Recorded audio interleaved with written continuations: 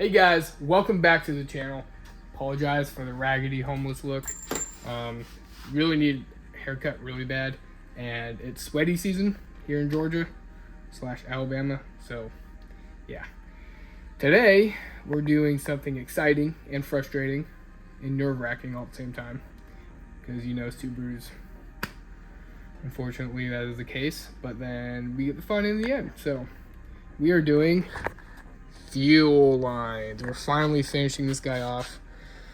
So I'm trying to do everything today, which means I have to run to Home Depot because I need to recrimp a bunch of these wires and then figure out where they all go. And then I need to cut all this line. I went ahead and did the return line, and guess what? It's too short.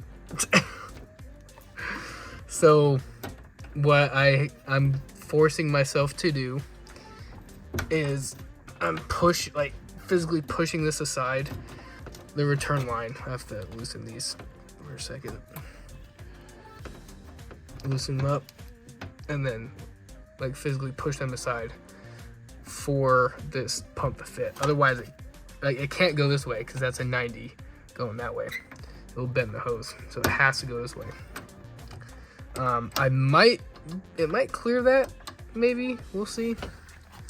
But highly doubtful. But in any case, I have an extra spacer, I guess you call these spacers, that I'm gonna put like that to keep these two lines apart. And hopefully that'll provide me enough space. So, lessons learned already. I thought I had like a 2-inch, I thought I had 2 inches extra on that return line, but I cut it short, I guess. I was gonna cut it shorter, but I backed off like an inch to give more leeway, and I guess I still cut it short, so. Learning curve. That's a big lesson with this car, is a big learning curve. I'm learning how to do everything with this car. Because as you guys know,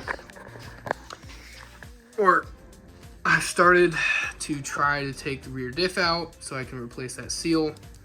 As you guys know, I've had to replace the rear sway bars. I'm replacing that rear diff seal.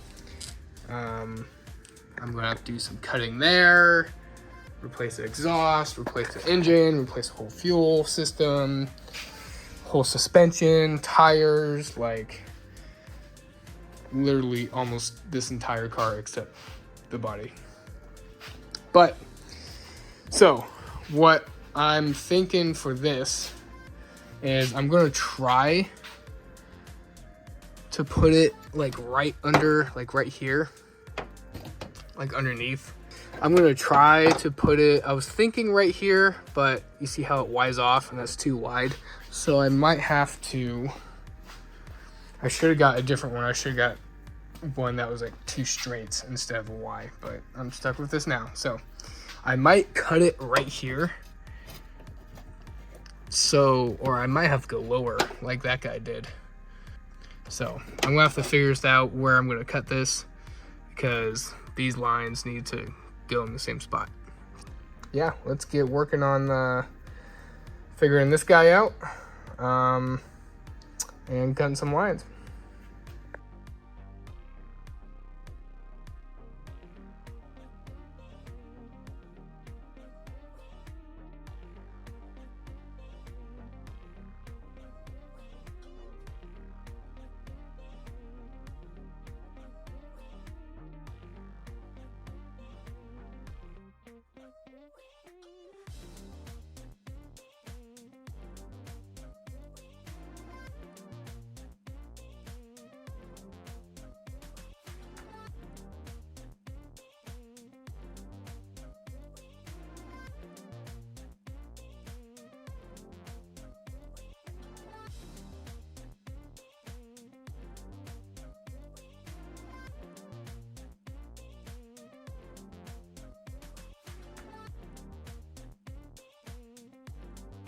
All right, guys, let me show you what I did. There's all the carcasses. There's final product. So I have room to just lay that down right there, and I can shove all these cords in here. But yeah, it took me a while. Let me go on the other side. I didn't stop the time lapse because I was on a roll. I was cruising. I didn't want to stop and explain, you know, things to you guys and then lose my place and all this stuff. So everything clears, barely. I have to take all this off still. I have to stretch this. I have to like pull it and then screw it in. Thankfully, it's just the return line. So it's not any of the pumps. So that's good. I got plenty of room on this guy, and I got, you know, quite a bit of room on this guy too. I think because I have to take the fuel hanger out to put the fuel filters in. So I'll do that in a second. And then once I get this fuel filters in, then I just gotta figure out all these wires. Pretty tight fit. But once I take this guy out, I'll try to stretch this more. And then I'm gonna try and put, like, if you can see, where is it?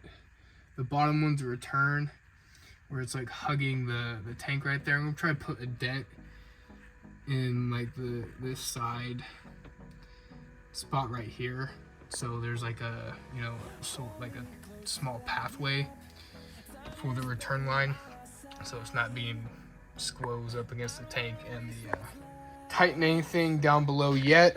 I did that twice and realized I need slack up here. So once I get everything all tightened up, after I take that out and put it back in again, tighten everything up, then I'll go down and screw everything in. Then we'll be done. I can probably go to the front and re-screw in that return line though. I unscrewed it because I was blowing air through it when I was cutting it. So then I did the same thing with the fuel pump lines. Just blew air through them, get rid of the small particles and small debris out of the lines. Let's take this thing apart again and get these filters in.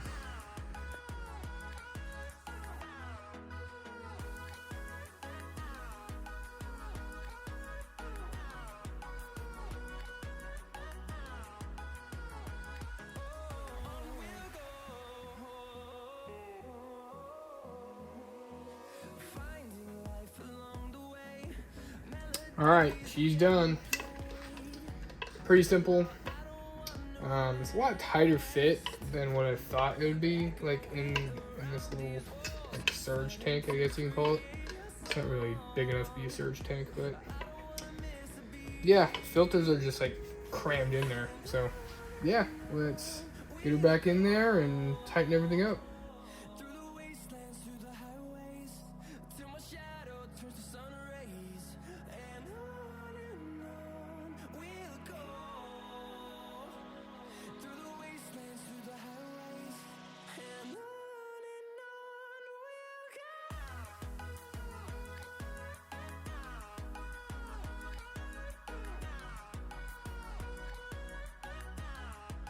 Alright guys, that's going to wrap it up for tonight. I got everything. I don't want to hook up these guys yet. Or this guy really. Or this guy. I mean, this guy's in there. I don't want to hook up the lines yet until I have all the wires situated. And then the lines will be the last thing. That guy goes there. But I guess I can temporarily screw them in. I'm talking about, I have to like pull on this guy. Like I said,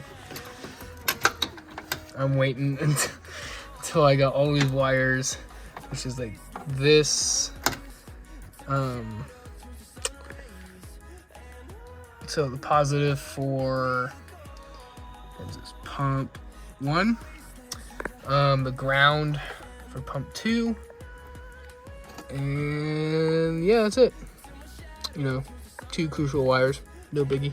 Luckily, I saved everything in a bag, so just gotta go to Home Depot, grab a little wire kit, bring it back, crimp them, and then set everything back up. So, like I said, let's go wrap it up for tonight. So, stay tuned for tomorrow because we're going to be hopefully dropping this rear diff.